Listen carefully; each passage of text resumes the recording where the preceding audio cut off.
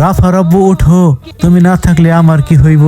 তোমার মা আমারে লাথি দিয়া বাড়ি থেকে বাইর করে দিব। বলছিলাম ফেনীর সড়ক দুর্ঘটনায় নিহত স্বামীর লাশের পাশে বসে এক অসহায় স্ত্রীর এই আহাজারির কথা। শুধু একজন প্রিয় মানুষকে হারানোর কান্না নয়, এটা ছিল তার ভবিষ্যৎ হারানোর কান্না। মাথার উপর থাকা শেষ ছায়াটা সরে যাওয়ার এক তীব্র ভয়, তার সন্তানের বাবাকে হারানোর শোকের সাথে সাথে নিজের আশ্রয় হারানোর এক মহা আতঙ্ক। একজন মেয়ে যখন বিয়ে করে, সে শুধু একজন মানুষকে ভালোবেসে তার হাত ধরে না, সে নিজের বাবার বাড়ির নিরাপদ দেয়াল ছেড়ে একটা নতুন ঘরে যায়, একটা নতুন পরিবারে যায়, নতুন নিয়মে নতুন মানুষের মাঝে নিজেকে মানিয়ে নিতে যায়। কিন্তু দুঃখের কথা কি জানেন, সব মেয়ে বউ হয়ে উঠতে পারলেও সব ঘর তাকে মেয়ে হিসেবে নেয় না।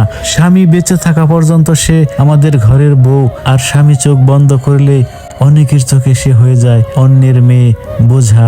এই সমাজে একজন নারীর সবচেয়ে বড় নিরাপত্তাহীনতার জায়গা কোথায় জানেন?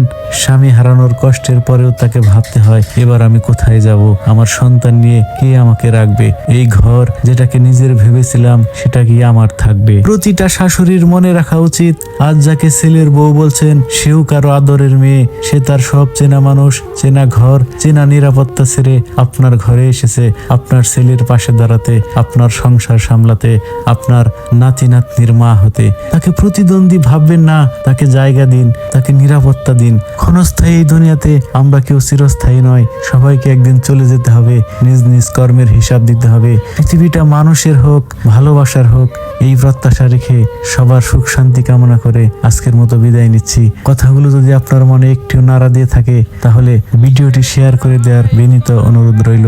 ভালো থাকুন, সুস্থ থাকুন। আসসালামু আলাইকুম, আল্লাহ হাফেজ।